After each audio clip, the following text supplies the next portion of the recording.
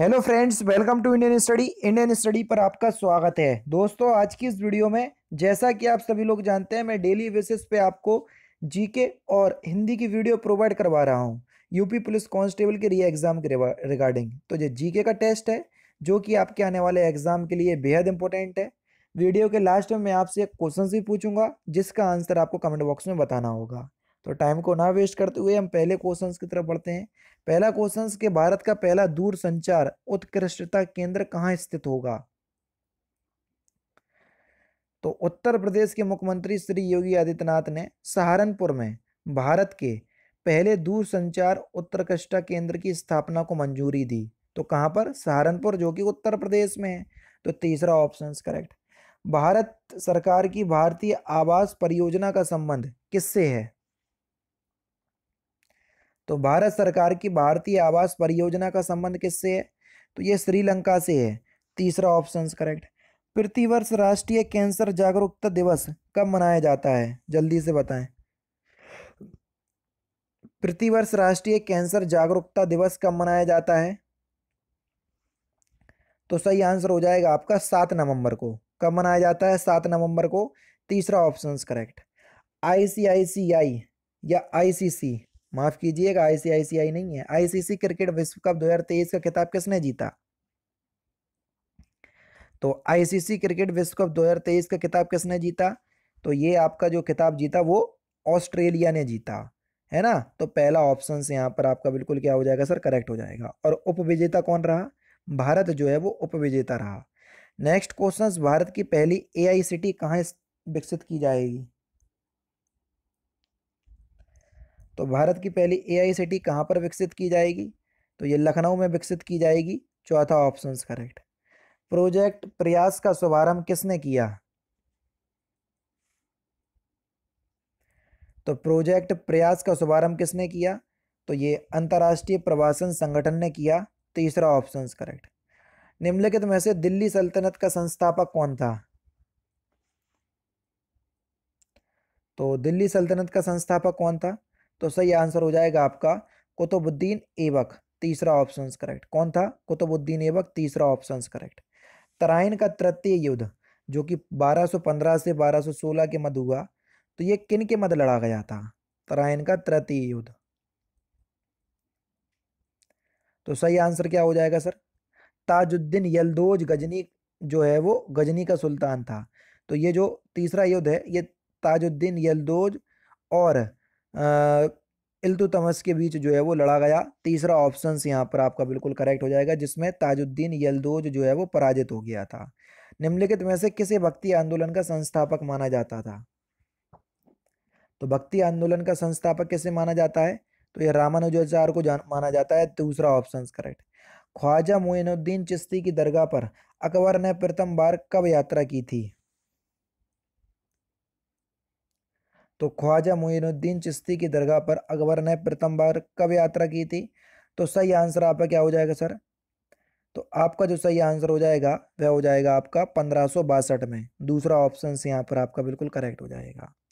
Next question, निम्नलिखित में से असत कथन को जो है वो चुनना है जो गलत है। गलत कथन कौन सा है सर? तीसरा ऑप्शन के मई 1941 में सुभाष चंद्र बोस ने फॉरवर्ड ब्लॉक की स्थापना की थी। तो तीसरा ऑप्शन यहाँ पर आपका बिल्कुल करेक्ट हो जाएगा। कांग्रेस के एकमात्र प्रतिनिधि के रूप में गांधी जी ने किस गोलमेज सम्मेलन में भाग लिया? तो किस गोलमेज सम्मेलन में भाग लिया था गांधी जी ने? तो सही आंसर हो जाएगा आपका द्वितीय गोलमेज सम्मेलन, यानी कि दूसरा ऑप्शन करेक्ट। बिलीरुबिन रंग फिल इन द ब्लैंक्स में होता है, किस में होता है सर? जल्दी से बताइए। बिलीरुबिन रंग जो है वो पीला सा होता है। कैसा? पीला सा। दूसरा ऑप्शन करेक्ट। निम्नलिखित में से कौन सा विटामिन रक्त का थक्का बनाने में मदद करता है? सिंपल सा क्वेश्चन से बता सकते हो। कौन सा विटामिन रक्त का थक्का बनाने में मदद करता है? तो ये विटामिन के है। तीसरा ऑप्शन बिल्कुल करेक्ट हो जाएगा।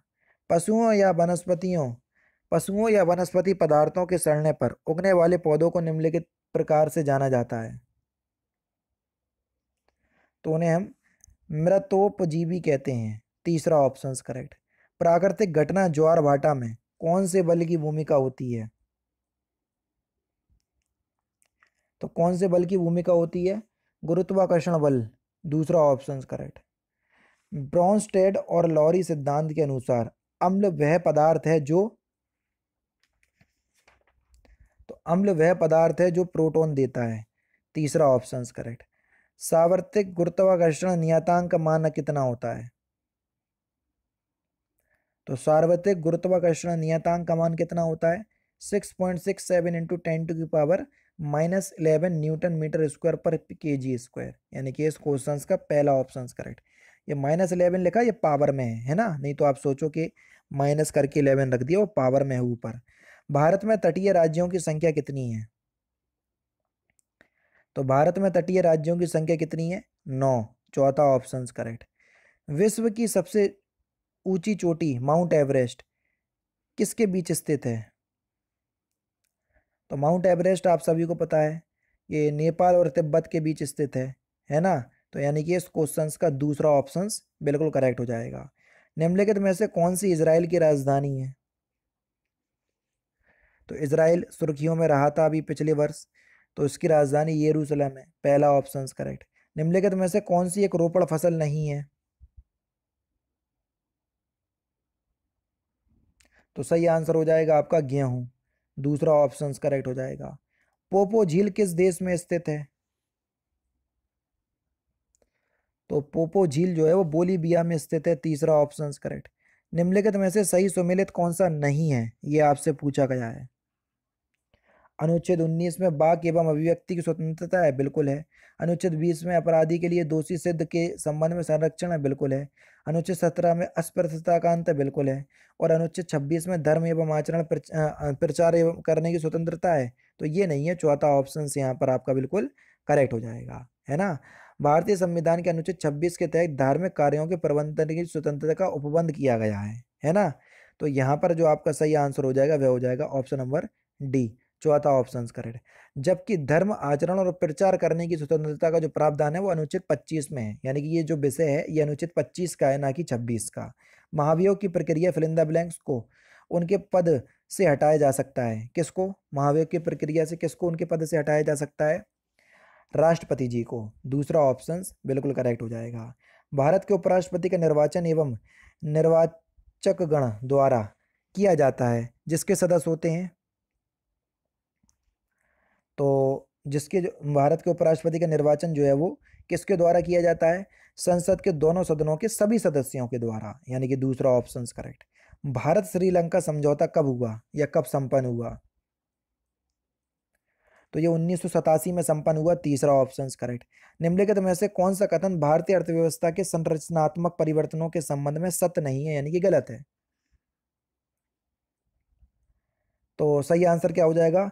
सकल राष्ट्रीय उत्पादन में खनिज एवं उत्खनन का सापेक्ष योगदान घट रहा है, चौथा ऑप्शन यहाँ पर आपका बिल्कुल करेक्ट। भारतीय रिजर्व बैंक अधिनियम 1934 की किस अनुसूची में अनुसूचित बैंकों को शामिल किया गया? तो सही आंसर हो जाएगा आपका द्वितीय अनुसूची, दूसरा ऑप्शन करेक्ट। निम्नलिखित में से कौन सा भारत में बेरोजगारी उन्मूलन के लिए उपचारात्मक उपाय नहीं है? तो सही आंसर हो जाएगा मानव संसाधनों का अनुचित प्रयोग, दूसरा ऑप्शन करेक्ट। भारत में योजना आयोग की स्थापना कब की गई थी? तो भारत में योजना आयोग की स्थापना 15 मार्च 1950 में की गई थी, दूसरा ऑप्शन यहाँ पर बिल्कुल करेक्ट हो जाएगा। नेक्स्ट क्वेश्चंस दोस्तों आपके सामने, उत्तर प्रदेश का बीज प्राधिकरण ब्यूरो कहाँ स्थित है, ये आपसे पूछा गया है। तो उत्तर प्रदेश का बीज प्राधिकरण ब्यूरो जो है वो कहाँ पर स्थित है? तो सही आंसर हो जाएगा आपका आलमबाग में, पहला ऑप्शन करेक्ट। और ये तो मैंने आपको बता ही दिया था कि भारत में योजना आयोग की स्थापना कब की गई थी, तो ये की गई थी 15 मार्च 1950 को, है ना, तो ये भी ध्यान रखना। निम्नलिखित में से कौन सा उत्तर प्रदेश का शास्त्रीय नृत्य है? Simple question. तो कथकली उत्तर प्रदेश का शास्त्रीय नृत्य है, पहला ऑप्शन करेक्ट। निम्नलिखित में से कौन सा बुंदेलखंड का एक लोकप्रिय लोकगीत है? तो बुंदेलखंड का लोकप्रिय लोकगीत कौन सा है? तो सही आंसर आपका क्या हो जाएगा सर? आला, दूसरा ऑप्शन करेक्ट। दस अवतार मंदिर उत्तर प्रदेश के किस जिले में स्थित है, ये आपसे पूछा गया है। तो ये आपका ललितपुर जिले में स्थित है।